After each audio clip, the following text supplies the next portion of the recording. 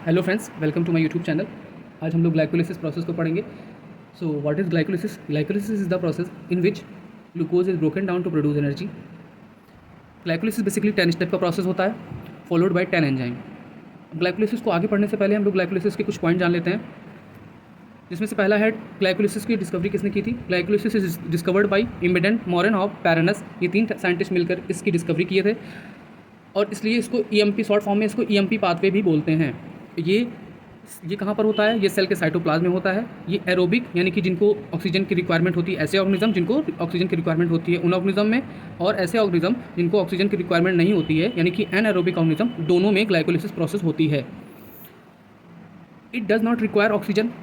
ये glycolysis process होने के लिए हमें ऑक्सीजन की नीड नहीं होती है। ये 10 स्टेप प्रोसेस होता है, फॉलोड बाय एंजाइम, जैसा कि मैंने शुरू में बता दिया। ड्यूरिंग इनिशियल स्टेप यानी कि जब ग्लाइकोलिसिस प्रोसेस स्टार्ट करेंगे तो हमें 2 एटीपी देनी पड़ेगी, later 4 ATP produce. The net outcome of glycolysis is 2 ATP, जो कि आप 4 एटीपी बना था एंड 2 एटीपी यूज़ मतलब हम लोग को देना पड़ा था, तो नेट आउटकम 2 एटीपी बना। अगर देखा जाए एक और दो NADH बनता है, जो कि एक NADH से 3 मॉलिक्यूल ऑफ एटीपी बनते हैं। अगर 2 NADH लिया जाए तो 6 मॉलिक्यूल ऑफ एटीपी बनेंगे, यानी कि total that is 8 ATP molecule बनते हैं ग्लाइकोलिसिस प्रोसेस में।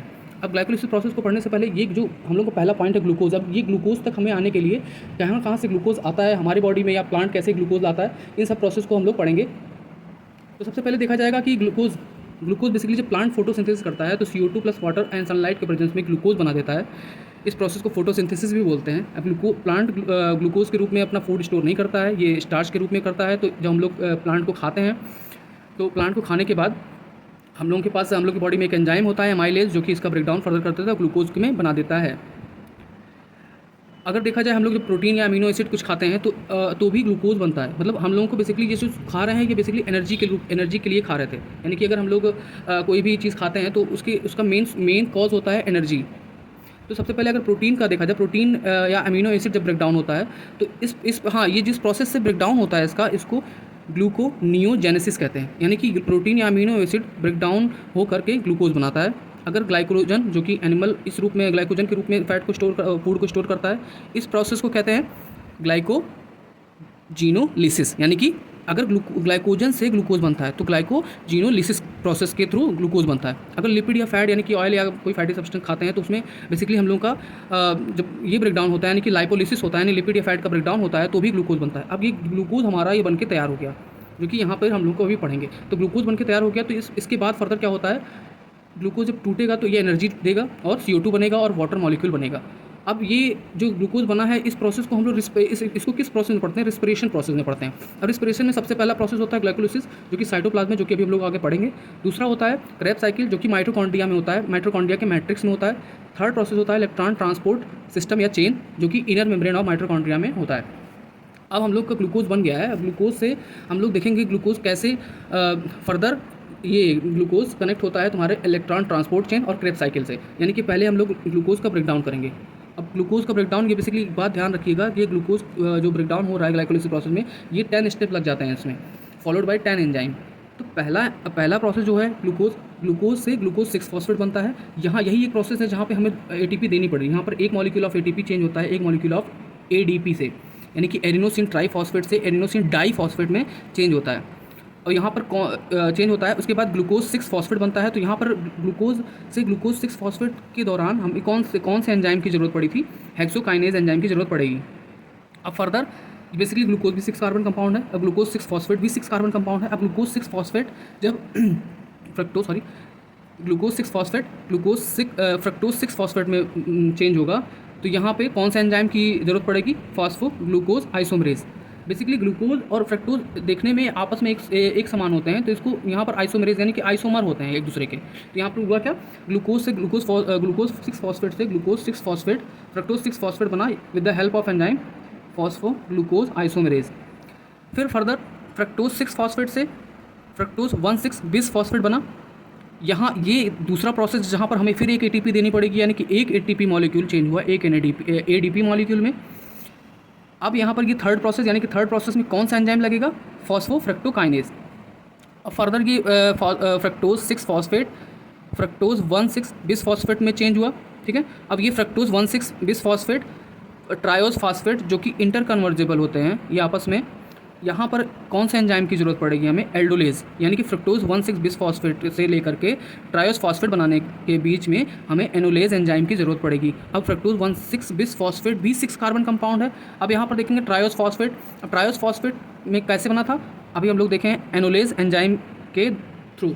अब यहाँ पर देखेंगे ट्रायोस फॉस्फेट, ये इंटर कन्वर्जेबल, ये जो साइन होता है ये इंटर कन्वर्जेबल का साइन होता है, मतलब ये आपस में इक्विलिब्रियम शो करते हैं। बेसिकली ग्लिसरल्डिहाइड 3 फॉस्फेट चेंज हो जाता है किसमें, विद द हेल्प ऑफ, यहाँ पर एंजाइम, अगर इससे ये बन रहा है तो यहाँ पर कौन सा एंजाइम की जरूरत पड़ती है, ट्रायोस फॉस्फेट आइसोमेरेज, यानी कि ये भी एक दूसरे के आइसोमेरेज होते हैं, मतलब एक दूसरे में चेंज होते रहते हैं। यही यहाँ पर कौन सा एंजाइम लगा था, आपने देखा ट्रायोस फॉस्फेट आइसोमेरेज। ये बेसिकली जो ग्लिसरल्डिहाइड 3 फॉस्फेट होता है और डाईहाइड्रोक्सी एसीटोन जो है, ये दोनों 3 कार्बन कंपाउंड होते हैं। अब यहाँ से जब ट्रायोस फॉस्फेट से फर्दर अगर रिएक्शन को आगे बढ़ाया जाए तो यहाँ पर ट्रायोस बिस फॉस्फेट बनता है, यानी कि 2 मॉलिक्यूल ऑफ, या 2 क्रॉस मतलब 2 molecule of triose bis phosphate बना। अब यहाँ पर कौन से एंजाइम की जरूरत पड़ेगी, यहाँ पर 6 नंबर पे क्या है, ग्लिसरल्डिहाइड 3 फॉस्फेट डिहाइड्रोजिनेज।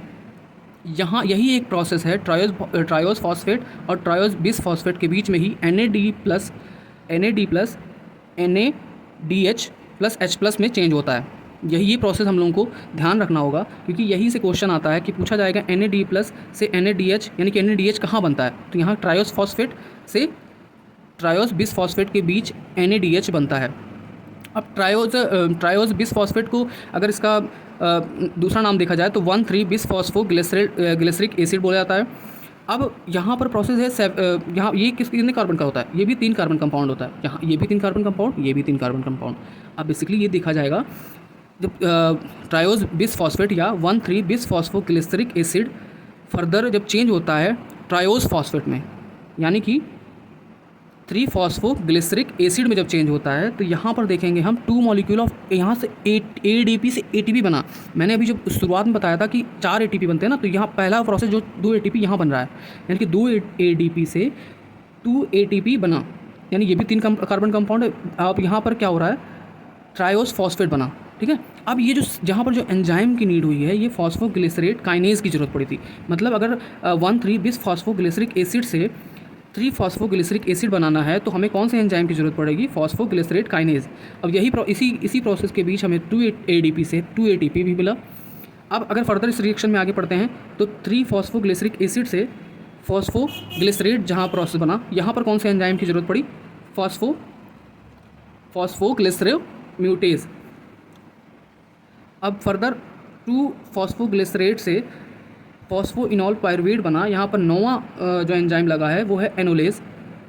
अब यहाँ पर ये प्रोसेस आता है, जब आपको क्वेश्चन आएगा तो मतलब पूछा जाएगा H2O किस जगह H2O बनता है, तो यानी कि फॉस्फोग्लिसरेट से फॉस्फोइनॉल पायरुवेट के प्रोसेस में ही H2O का फॉर्मेशन होता है।